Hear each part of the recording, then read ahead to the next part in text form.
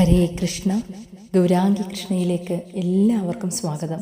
പറയുന്ന ഓരോ വാക്കുകളും നാരായണ പാദത്തിൽ സമർപ്പിച്ച് പറയുന്നതെല്ലാം ഭഗവാന്റെ ഇച്ഛയ്ക്കനുസരിച്ചായി തീരണമേ എന്ന പ്രാർത്ഥനയോടുകൂടി പറഞ്ഞു തുടങ്ങട്ടെ. കൃഷ്ണബന്ധുക്കളെല്ലാം സുഖമായിട്ടിരിക്കുന്നു എന്ന് വിശ്വസിക്കുന്നു.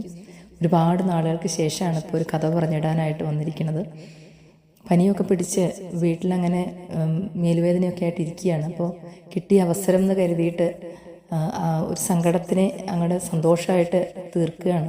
ഭഗവാന്റെ കഥ പറയാനായിട്ട് ഈ അവസരം പ്രയോജനപ്പെടുത്തുകയാണ്. ഇന്ന് പറയാൻ പോകുന്ന കഥ പത്മപുരാണത്തിൽ നിന്നാണ്. അപ്പോൾ പത്മപുരാണത്തിൽ എല്ലാം നമുക്കറിയാം. മിക്കവാറും എല്ലാ പുരാണങ്ങളിലും എല്ലാ നമ്മുടെ സ്ക്രിപ്റ്റേഴ്സിലെല്ലാം ആരെങ്കിലുമൊക്കെയുള്ള സംസാരമായിട്ടാണ്, സംഭാഷണമായിട്ടാണ് അതിനകത്തെല്ലാം വിവരിച്ചിരിക്കുന്നത്.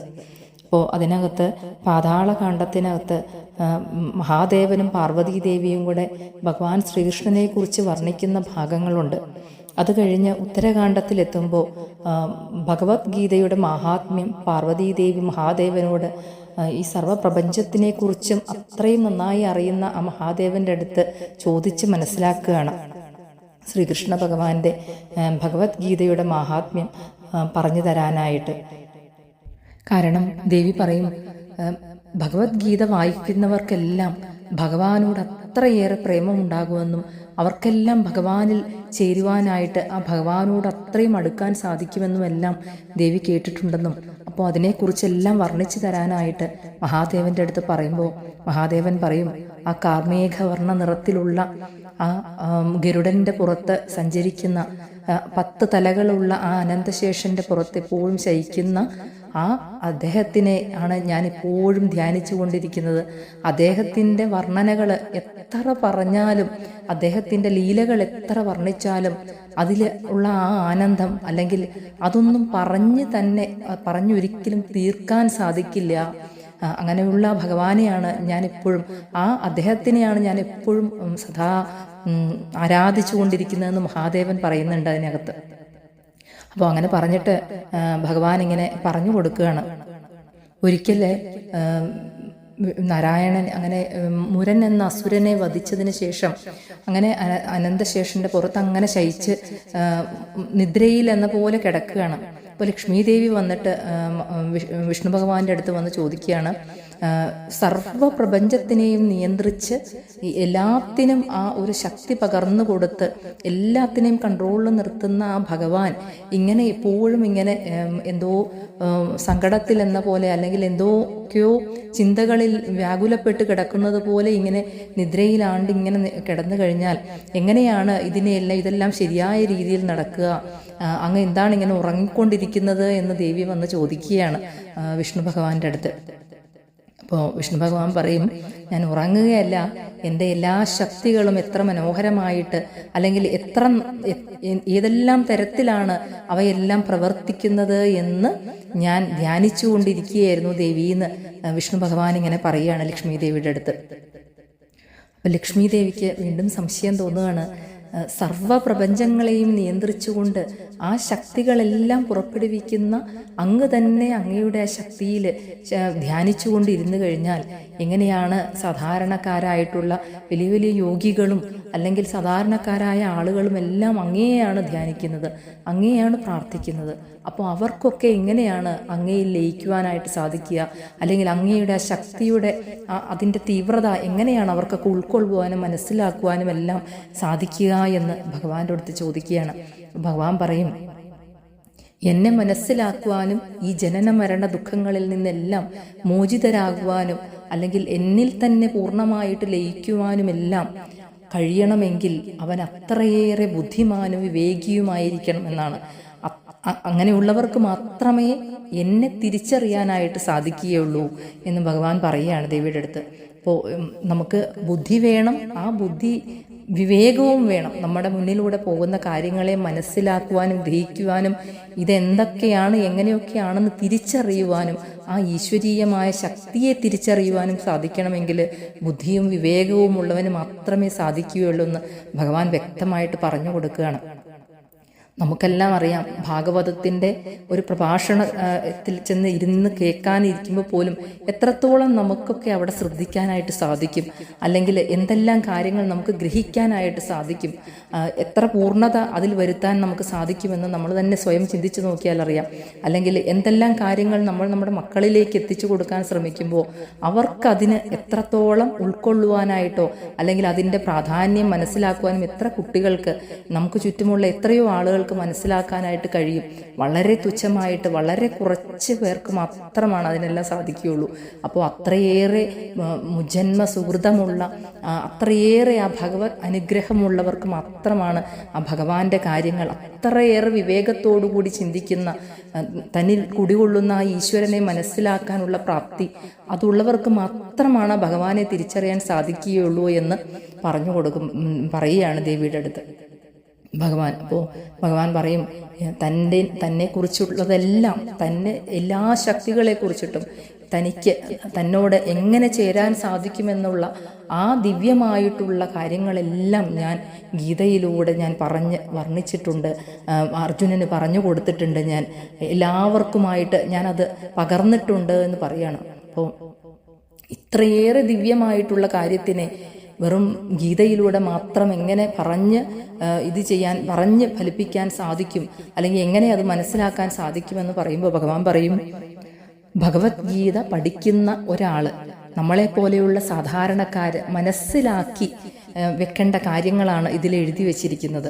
എങ്ങനെയാണ് ഭഗവത്ഗീതയെ കാണേണ്ടത്, എങ്ങനെയാണ് നമ്മളതിനെ ഗ്രഹിക്കേണ്ടത് എന്നാണ് ഇതിനകത്ത് പറഞ്ഞു വച്ചിരിക്കുന്നത്. ഭഗവാന്റെ വാക്കുകളിലൂടെ ആയിട്ട് നമുക്ക് പറഞ്ഞു തരികയാണ്. ആദ്യത്തെ 5 ചാപ്റ്ററുകളിൽ, ആദ്യത്തെ 5 പാഠങ്ങളിലായിട്ട് പറഞ്ഞിരിക്കുന്നത് ഭഗവാന്റെ ആ 5 തലകൾ, ശിരസ്സുകളാണ് വർണ്ണിക്കുന്നത്. ഈ രീതിയിൽ വേണം നമ്മൾ ചിന്തിക്കാൻ. ഭഗവാൻ തന്നെയാണ് ഭഗവത്ഗീതയായിട്ടും ഭാഗവതവുമായിട്ടും എല്ലാം പറയുന്നത്. അപ്പോൾ നമ്മൾ വായിക്കുമ്പോഴും ഇങ്ങനെ ചിന്തിച്ചുകൊണ്ട് വേണം വായിക്കാൻ. ഞാൻ ഭഗവാന്റെ ശിരസിൽ ഉള്ള കാര്യങ്ങൾ, ശിരസിനെയാണ് അതിൽ വർണ്ണിക്കുന്നതെന്നാണ് ഭഗവാൻ പറയുന്നത്. അടുത്തുള്ള 10 ചാപ്റ്ററുകളിൽ, 10 പാഠങ്ങളിലായിട്ട് പറയുന്നത് ഭഗവാന്റെ കരങ്ങളായിട്ട് നമ്മളതിനെ സങ്കല്പിക്കണം, കൈകളായിട്ട് നമ്മളതിനെ സങ്കല്പിക്കണം. ആദ്യത്തെ 5 ചാപ്റ്റർ ഭഗവാന്റെ ശിരസ്സും, പിന്നീടുള്ള ആ 10 ചാപ്റ്റർ ഭഗവാന്റെ കരങ്ങളായിട്ടും, പിന്നീട് 16ാമത്തെ അധ്യായമായിട്ട് വരുന്നത് ഭഗവാന്റെ ഉദരഭാഗം, വയറായിട്ടും കരുതുക. അതുപോലെ 17ഉം 18ഉമായിട്ട് വരുന്ന ആ അധ്യായങ്ങളെ നമ്മൾ ഭഗവാന്റെ പാദമായിട്ട് കരുതി വേണം ഭഗവത്ഗീത പഠിക്കുവാനായിട്ട് എന്ന് ഈ പത്മപുരാണത്തിൽ എഴുതി വച്ചിരിക്കുകയാണ്. ഈ രീതിയിൽ വേണം നമ്മൾ ഭഗവത്ഗീതയെ ഹൃദിസ്ഥമാക്കുവാനായിട്ട് എന്ന്. എല്ലാ പാപങ്ങളെയും കഴുകിക്കളയുവാൻ മാത്രം ശക്തിമത്താണ് ഭഗവത്ഗീത. ദിവസവും അതിനകത്ത് പറയുന്നുണ്ട്, ദിവസവും ഒരു ചാപ്റ്റർ, ഒരു അധ്യായം നമ്മൾക്ക് വായിക്കാൻ കഴിഞ്ഞാൽ, എങ്ങനെ വായിക്കണം?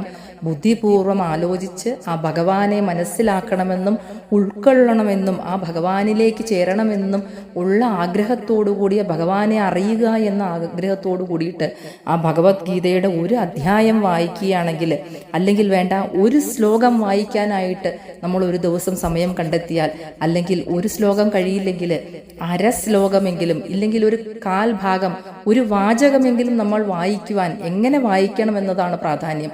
മനസ്സിൽ ഭഗവാനെ കണ്ടുകൊണ്ട്, മനസ്സിലാക്കിക്കൊണ്ട്, ഭഗവാൻ അതിലൂടെ നമ്മളെ അറിയിക്കാൻ എന്താണ് ശ്രമിക്കുന്നതെന്ന് ഉൾക്കൊണ്ട് മനസ്സിലാക്കിക്കൊണ്ട് നമുക്ക് അത്രയെങ്കിലും ഒരു ദിവസം ചെയ്യാൻ സാധിച്ചു കഴിഞ്ഞാൽ അവർക്ക് സുശർമ്മന് നേടിയെടുത്തതുപോലെയുള്ള പുണ്യം നേടിയെടുക്കുവാൻ സാധിക്കുമെന്ന് ലക്ഷ്മി ദേവിയോട് ഭഗവാൻ പറയുകയാണ്.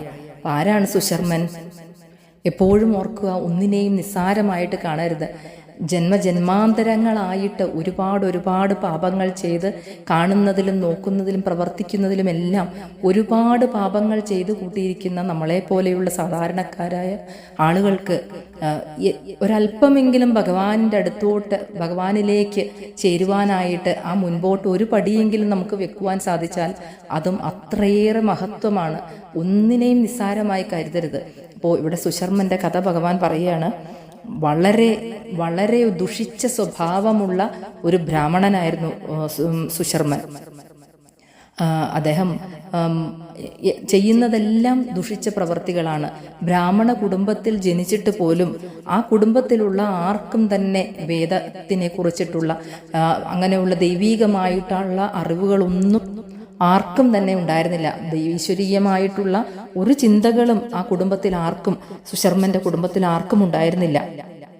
പ്രാർത്ഥനകളില്ല, നാമജപമില്ല, അങ്ങനെയുള്ള ഒന്നുമില്ല. അവർ മദ്യപിക്കും, മത്സ്യമാംസാദികൾ കഴിക്കും, അതുപോലെ ഇലകളെല്ലാം പറക്കി വിറ്റ് കിട്ടുന്ന പൈസ കൊണ്ട് അങ്ങനെ ധൂർത്തടിച്ച് ജീവിച്ച് അങ്ങനെ ജീവിച്ചു പോന്നിരുന്ന ഒരു ബ്രാഹ്മണനായിരുന്നു സുശർമ്മൻ. തെറ്റുകളിൽ നിന്ന് തെറ്റുകളിലേക്ക് പോയിക്കൊണ്ടിരുന്ന അയാൾ ഒരു ദിവസം ഒരു സന്യാസിയുടെ പൂന്തോട്ടത്തിൽ ഇങ്ങനെ കയറി ഇങ്ങനെ ഇലകളെല്ലാം പറിച്ചുകൊണ്ടിരിക്കുന്ന സമയത്ത് ആ തോട്ടത്തിൽ നിന്ന് ഒരു പാമ്പ് കടിച്ചിട്ട് മരിച്ചു വീഴുകയാണ് അവിടെ. ചെയ്തു കൂട്ടിയ തെറ്റുകളുടെ എല്ലാം ഫലമായിട്ട് ഒരുപാട് നരകങ്ങളിൽ ചെന്ന് വേദനകൾ അനുഭവിക്കുകയാണ്. അത്രയേറെ പാപങ്ങൾ ചെയ്തതുകൊണ്ട് തന്നെ നരകങ്ങളിലൂടെ എല്ലാം കടന്ന് അവിടെയുള്ള വേദനകളെല്ലാം സഹിക്കേണ്ടി വരികയാണ്. അങ്ങനെ ഒരുപാട് കാലങ്ങൾക്ക് ശേഷം ആ ചെയ്തതിനെല്ലാം ഒരു ചെറിയ ഒരു തോതിൽ ഒരു കുറവ് വന്നപ്പോൾ വീണ്ടും പുനർജനിക്കുകയാണ്. ഒരാളുടെ കുടുംബത്തിലൊരു കാളയായിട്ട്, അയാളുടെ വീട്ടിലുള്ള ഒരു കാളയായിട്ട് ജനിക്കുകയാണ്. ഇയാൾ ഈ കാളയെ കൊണ്ട്, ഈ ഗ്രഹത്തിലുള്ള ആ ഗ്രഹനാഥൻ ഈ കാളയെ കൊണ്ട് ചെയ്യിപ്പിക്കാവുന്ന പണികളെല്ലാം ചെയ്യിപ്പിക്കും.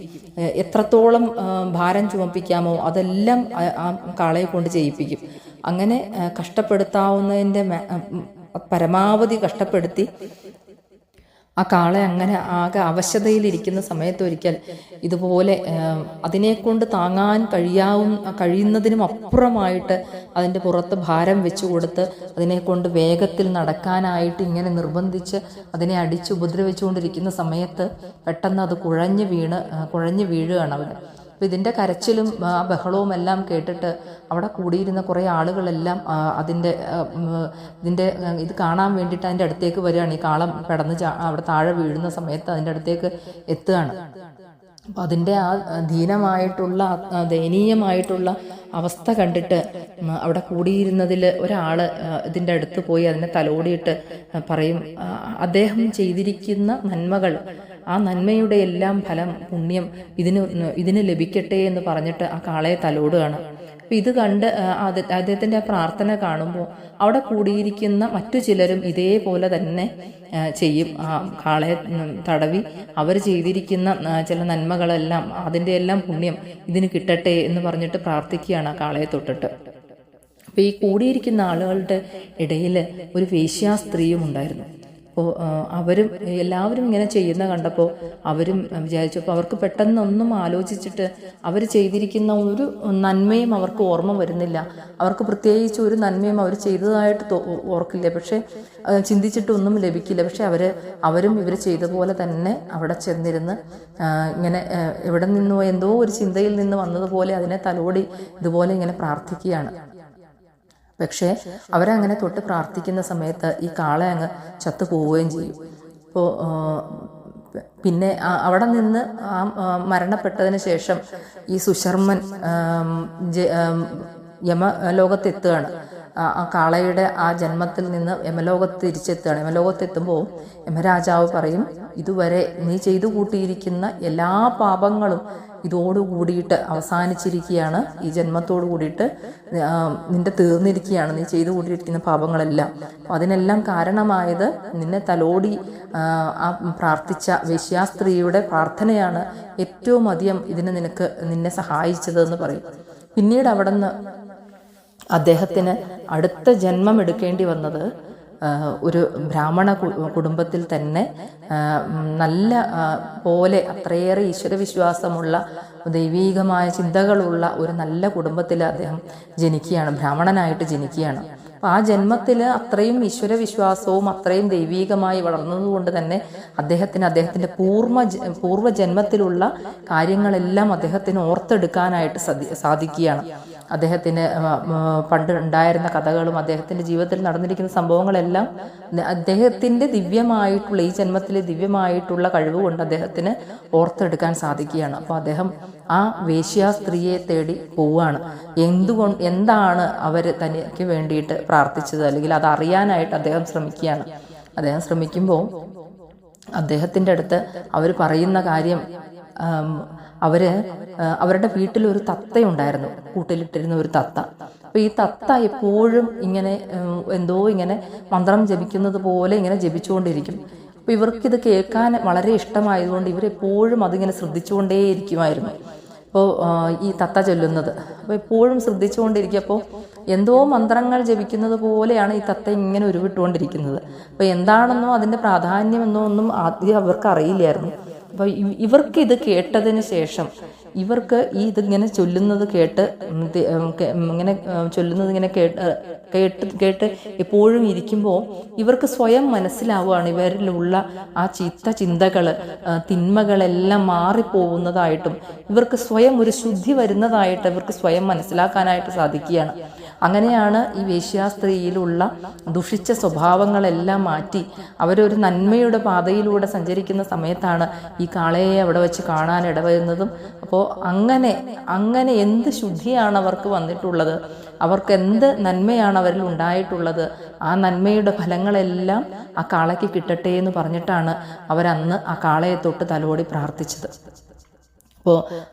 അപ്പോൾ അതങ്ങനെ പറഞ്ഞു കഴിയുമ്പോൾ ഇവർ ആ തത്തയെ അന്വേഷിക്കുകയാണ്. തത്തയെ അന്വേഷിച്ച് തത്തയെ കണ്ടെത്തി കഴിയുമ്പോൾ ഈ സുശർമ്മൻ അറിയുന്നത് ഈ ആ തത്തയുടെ പൂർവ്വജന്മത്തിൽ ഒരു കുടുംബത്തിലൊരു ബ്രാഹ്മണ കുടുംബത്തിലായിരുന്നു. വളരെ ചെറുപ്പം തൊട്ടേ ആ പൂർവ്വജന്മത്തിൽ ഈ തത്ത ഒരു ബ്രാഹ്മണരായിട്ട് ഉള്ള ആ കുടുംബത്തിൽ നിന്ന് എല്ലാ ദൈവികമായിട്ടുള്ള അറിവുകളും നേടി പഠിച്ച് വലിയ അറിയപ്പെടുന്ന ഒരു പണ്ഡിതനായി തീർന്നു എന്നും, അപ്പോൾ ആ പണ്ഡിതനായി തീർന്നു എന്നും മാത്രമല്ല അദ്ദേഹത്തിൻ്റെ അറിവിൽ അദ്ദേഹത്തിന് വളരെയധികം അഹങ്കാരമായിരുന്നു. അപ്പോൾ എല്ലാവരെയും എന്തെങ്കിലും ഒരു അറിവില്ലായ്മ കാണുമ്പോൾ അല്ലെങ്കിൽ തന്നേക്കാൾ താഴ്ന്നവരെ കാണുമ്പോൾ എല്ലാം പുച്ഛമായിരുന്നു. അപ്പോൾ എല്ലാവരെയും പരിഹസിച്ച് തൻ്റെ അറിവിൽ ഗർവ് കൊണ്ട് നടന്നിരുന്ന ഒരു പണ്ഡിതനായിട്ടുള്ള ബ്രാഹ്മണനായിരുന്നു പൂർവ്വജന്മത്തിൽ. അപ്പോൾ അങ്ങനെ എല്ലാവരെയും പരിഹസിക്കുകയും പുച്ഛിക്കുകയും തൻ്റെ അറിവിനെ വളരെ മോശമായ രീതിയിൽ പ്രയോജനപ്പെടുത്തുകയൊക്കെ ചെയ്തു നടന്നിരുന്നുകൊണ്ട് തന്നെ മരണശേഷം ആ തത്ത ഒരുപാട് നരകങ്ങളിൽ ഈ സുശർമ്മൻ അനുഭവിച്ചതുപോലെ തന്നെ അല്ലെങ്കിൽ അതിനേക്കാൾ ഏറെയായിട്ട് ഒരുപാട് വേദനകൾ അനുഭവിക്കേണ്ടി വന്നുവെന്നും, അങ്ങനെ ഒരുപാട് കാലങ്ങൾക്ക് ശേഷമാണ് ആ തെറ്റുകളുടെ എല്ലാം പ്രായശ്ചിത്തത്തിന് കുറേയൊക്കെ ശമനം വന്നതിന് ശേഷമാണ് ഒരു തത്തയായിട്ട് ജന്മമെടുക്കാനായിട്ട് സാധിച്ചതെന്നും, തത്തയായിട്ട് ജന്മമെടുത്ത് അങ്ങനെ പറന്ന് നടക്കുന്ന സമയത്ത് ചൂടുകൊണ്ട് തളർന്ന് ഇങ്ങനെ അവശതയായിട്ട് ഈ തത്ത ഇങ്ങനെ കുറേ മൺകുമ്പാരത്തിൻ്റെ മുകളിൽ കിടക്കണ കാണുമ്പോൾ ആ തത്ത അങ്ങനെ കിടക്കുന്ന കണ്ടിട്ട് കുറേ ഋഷീശ്വരന്മാർ ഈ തത്തയെ എടുത്തുകൊണ്ട് പോയിട്ട് കൂട്ടിലിടുകയാണ്. അവരുടെ കുടിലിന് മുന്നിലുള്ള കൂട്ടിലിടുകയാണ്. അപ്പോൾ അവിടെ ഇരുന്നു കൊണ്ട് ഈ ഋഷീശ്വരന്മാരുടെ പുത്രന്മാരവിടെ ഇരുന്നുകൊണ്ട് ഭഗവത്ഗീതയുടെ ആദ്യത്തെ അധ്യായം അവിടെ ഇരുന്നിങ്ങനെ ചൊല്ലി പഠിച്ചുകൊണ്ടിരിക്കുകയാണ്. അപ്പോൾ ഈ ഭഗവത്ഗീതയുടെ ശ്ലോകങ്ങളെല്ലാം അവിടെ ഇരുന്ന് തത്തയ്ക്കൊരു പ്രത്യേകതയുണ്ടല്ലോ, കേൾക്കുന്നതെല്ലാം അതുപോലെ ആവർത്തിക്കുക എന്നത്. അപ്പോൾ അവിടെ ഇരുന്ന് ഈ കുട്ടികളെല്ലാം അവിടെ ഇരുന്ന് കേട്ട് ഇതിങ്ങനെ പറഞ്ഞ് പഠിക്കുന്നത് കണ്ടിട്ട് ഈ തത്തയും അവിടെ ഇരുന്ന് കേട്ട് ഇതെല്ലാം തിരിച്ച് പറയുകയാണ്. അതെല്ലാം ഏറ്റു പറയാനായിട്ട് തുടങ്ങി. അങ്ങനെ ആ ഭഗവത്ഗീതയുടെ ആദ്യത്തെ അധ്യായം മുഴുവനും തത്ത പൂർണ്ണമായിട്ടും പഠിച്ചു. അപ്പോൾ പറയാനായിട്ട് പഠിക്കുകയാണ്. അപ്പോൾ അത്രയും കഴിഞ്ഞപ്പോഴാണ് ഈ തത്തയെ ഈ ഋഷീശ്വരന്മാരുടെ കുടിലിൽ നിന്ന് ഒരു കള്ളൻ അവിടെ നിന്ന് അതിനെ എടുത്തുകൊണ്ട് പോവുകയാണ്. ഈ കള്ളൻ ഈ തത്തയെ എടുത്തിട്ട് എന്ത് ചെയ്യും, അവിടെ നിന്ന് അയാൾ വിൽക്കുകയാണ്. ഈ തത്തേനെ കൂടോട് കൂടിയിട്ട് വിൽക്കുകയാണ്. വിൽക്കുന്നത് ആർക്കാണ്? ഈ സ്ത്രീയുടെ കയ്യിലേക്കാണ് കൊടുക്കുന്നത്. ഈ സ്ത്രീയാണ് ആ തത്തയെ വാങ്ങുന്നത്, ഈ വേശ്യാസ്ത്രീ. അപ്പോൾ അങ്ങനെയാണ് ഈ തത്ത ഇവരുടെ കയ്യിൽ എത്തിപ്പെടുന്നത്. അപ്പോൾ അവിടെ ഇരുന്ന് അവരുടെ വീടിന് മുന്നിലിരുന്ന് മുഴുവനും ഈണത്തിൽ ചൊല്ലിക്കൊണ്ടിരുന്നത് മുഴുവനും ഈ ഭഗവത്ഗീതയുടെ ആദ്യത്തെ അധ്യായമാണ്.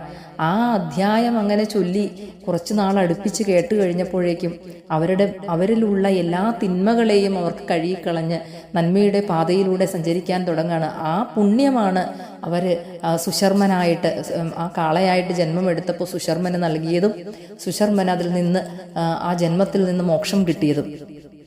വീണ്ടും എല്ലാ പാപങ്ങളും ഇല്ലാത്ത ആ ബ്രാഹ്മണ കുടുംബത്തിലെ ദൈവീകമായ ചിന്തകൾ മാത്രമുള്ള അത്രയും ശുദ്ധമായ പരിശുദ്ധമായ ഒരു ബ്രാഹ്മണ കുടുംബത്തിൽ ജനിച്ച് വീണ്ടും ഈശ്വരീയമായ ചിന്തകൾ മനസ്സിലേക്ക് നിറയ്ക്കാനായിട്ട് സുശർമ്മന് കഴിഞ്ഞത് ആ ഭഗവത്ഗീതയുടെ ആദ്യത്തെ അധ്യായത്തിൻ്റെ ആ പുണ്യം നേടിയെടുക്കാൻ സാധിച്ചതുകൊണ്ടാണ്. അത്രയേറെ മഹത്വമാണ് ഇതിന് ഈ ഭഗവത്ഗീതയ്ക്ക് പറയപ്പെടുന്നത്. അപ്പോൾ നിത്യവും ഒരു ശ്ലോകമെങ്കിലും പഠിക്കുവാനും അറിയുവാനുമായിട്ട് എല്ലാവരും, എല്ലാ കൃഷ്ണബന്ധുക്കളും ശ്രമിക്കുക. നമ്മുടെ മക്കളിലേക്കും എല്ലാം അത് പകർന്നു കൊടുക്കുക. നിർബന്ധമായിട്ടും അവർക്ക് പറഞ്ഞു കൊടുക്കുക. എങ്ങനെയാണ് പറഞ്ഞു കൊടുക്കേണ്ടത്? അതിൻ്റെ അർത്ഥം മനസ്സിലാക്കി അവർക്ക് അതിൻ്റെ പ്രാധാന്യം ഏറ്റവും ലളിതമായ രീതിയിൽ പറഞ്ഞ് മനസ്സിലാക്കി കൊടുത്ത് അവരോട് അത് ഹൃദയസ്ഥമാക്കുവാനായിട്ട് പറയുക. ജീവിതത്തിൽ ഇതിൻ്റെ പ്രാധാന്യം ഈ കൊച്ചു കുട്ടികൾക്കൊക്കെ ഇതൊക്കെ പറഞ്ഞു കൊടുത്താൽ, വലിയ വലിയ തത്വങ്ങളൊന്നും പറഞ്ഞു കൊടുത്താൽ അവർക്കുള്ളിൽ ഉൾക്കൊള്ളുവാനായിട്ട് സാധിക്കണമെന്നില്ല. പക്ഷേ വലുതാവുമ്പോൾ തനിക്ക് എപ്പോഴെങ്കിലും ഒരു ഒറ്റപ്പെടൽ വരുന്ന സമയത്ത് ഇതെല്ലാം മനസ്സിലേക്ക് തെളിഞ്ഞു വന്ന് ഭഗവാനെ ഒരു തവണയെങ്കിലും പ്രാർത്ഥിക്കുന്നവരെ, ഒരു തവണയെങ്കിലും ആ ഭഗവത് നാമം ഉരുവിടുന്നവനെ ദൈവം ഒരിക്കലും കൈവിടില്ല എന്നാണ്. അപ്പോൾ ഭഗവാൻ തന്നെ അതിനുള്ള സാഹചര്യങ്ങൾ, അല്ലെങ്കിൽ ഇതെല്ലാം മനസ്സിലേക്ക് ഓർമ്മപ്പെടുത്തി ഇതെല്ലാം വീണ്ടും എടുത്ത് പൊടി തട്ടിയെടുത്ത് ഉപയോഗപ്പെടുത്തുവാൻ, ജീവിതത്തിൽ ഉള്ള പ്രയാസങ്ങളിൽ നിന്ന് കരകയറുവാനായിട്ട് ഭഗവാൻ തന്നെ അവർക്ക് വഴി ഒരുക്കി കൊടുക്കും. നമുക്കതെല്ലാം ഒന്ന് തുറന്നു കൊടുക്കുക എന്നൊരു കടമയാണ് മാതാപിതാക്കൾ എല്ലാ മക്കളോട് ചെയ്യേണ്ടത്. ഭഗവാൻ നാരായണൻ ലക്ഷ്മി ദേവിയോട് പറയുന്നതും ഇതുതന്നെയാണ്. വെറുതെ ഒന്ന് ആ ഭഗവത്ഗീതയുടെ ആദ്യത്തെ അധ്യായത്തിലെ ശ്ലോകങ്ങൾ കേട്ടതിലൂടെ ആ തത്തയ്ക്ക് അത്രയേറെ പുണ്യം ലഭിച്ചു. ആ സ്ത്രീക്ക് അവരിലെ തിന്മകളെല്ലാം കഴുകിക്കളയാനായിട്ട് സാധിച്ചു. ആ സുശർമ്മന് വീണ്ടും നല്ല ഒരു ജന്മം എടുക്കാനും അതിലൂടെ എല്ലാ തിരിച്ചറിവുകളും ഇവർക്ക് 3 പേർക്കും ഉണ്ടാവുകയാണ്. ഈശ്വരൻ എന്താണെന്നും തങ്ങൾ ചെയ്തിരുന്ന പ്രവർത്തികൾ എന്താണെന്നും അതിൻ്റെ പ്രാധാന്യം എന്താണെന്നും മനസ്സിലാക്കി ഭഗവാനെ തന്നെ കൂടുതലായിട്ട് പ്രാർത്ഥിക്കുവാനും ഭഗവാനെ അറിയുവാനും അവർ പിന്നീടുള്ള ജീവിതം അവർ പ്രയോജനപ്പെടുത്തിയെന്നും അവർ ഭഗവാനിൽ ലയിച്ചുവെന്നുമാണ്. ആ പ്രയോജനപ്പെടുത്തി അവരത് ഏറ്റവും നല്ല രീതിയിൽ പ്രയോജനപ്പെടുത്തിയത് കൊണ്ട് തന്നെ അവർ ഭഗവാനിൽ പൂർണ്ണമായിട്ടും ലയിക്കുവാനായിട്ട് അവർക്ക് സാധിച്ചുവെന്നും പറഞ്ഞാണ് ഭഗവാൻ ആ കഥ അവസാനിപ്പിക്കുന്നത്. ഭഗവത്ഗീതയുടെ മഹാത്മ്യം പറയുന്ന ഈ കഥ എല്ലാവർക്കും ഇഷ്ടപ്പെട്ടിട്ടുണ്ടാകുമെന്ന് വിശ്വസിക്കുകയാണ്. കേട്ടിരുന്ന ഓരോരുത്തർക്കും ആ ഭഗവാന്റെ പ്രാധാന്യം മനസ്സിലാക്കി ഉൾക്കൊണ്ടുകൊണ്ട് ഭഗവത്ഗീത വായിക്കുവാനും ഓരോ അറിവുകളും നമുക്ക് ചുറ്റും കിട്ടുന്ന ഈശ്വരീയമായിട്ടുള്ള ഓരോ അറിവിനെയും ജീവിതത്തിലേക്ക് പകർത്തി പ്രയോജനപ്പെടുത്തുവാൻ സാധിക്കട്ടെ എന്ന് പ്രാർത്ഥിക്കുകയാണ്. ഒരുപാട് കഥകൾ, ഭഗവത്ഗീതയുടെ കുറേ കഥകൾ ഇതിനകത്ത് പറയുന്നുണ്ട്. ഭഗവത്ഗീതയുടെ മഹാത്മ്യം വർണ്ണിച്ചുകൊണ്ട് അതെല്ലാം കഴിയുന്നത് പോലെ ഭഗവാൻ അനുവദിക്കുന്നത് പോലെ കിട്ടുന്ന അവസരത്തിലെല്ലാം പറഞ്ഞിടാനായിട്ട് ശ്രമിക്കാം. എല്ലാവർക്കും ഭഗവത് സ്മരണ ഉണ്ടാവട്ടെ. ഭഗവാന്റെ അനുഭവങ്ങളും സന്തോഷങ്ങളും എല്ലാം ഭഗവാനിൽ നിന്ന് കിട്ടട്ടെ എന്ന് പ്രാർത്ഥിച്ചുകൊണ്ട് ഈ കൊച്ചു കഥ ഭഗവത് പാദങ്ങളിൽ സമർപ്പിക്കുകയാണ്. ഹരേ കൃഷ്ണ കൃഷ്ണ കൃഷ്ണ ഹരേ ഹരേ, ഹരേ രാമ രാമ രാമ ഹരേ ഹരേ, ഹരേ കൃഷ്ണ കൃഷ്ണ കൃഷ്ണ ഹരേ ഹരേ, ഹരേ രാമ രാമ രാമ ഹരേ ഹരേ, ഹരേ കൃഷ്ണ കൃഷ്ണ കൃഷ്ണ ഹരേ ഹരേ, ഹരേ രാമ രാമ രാമ ഹരേ ഹരേ, ഹരേ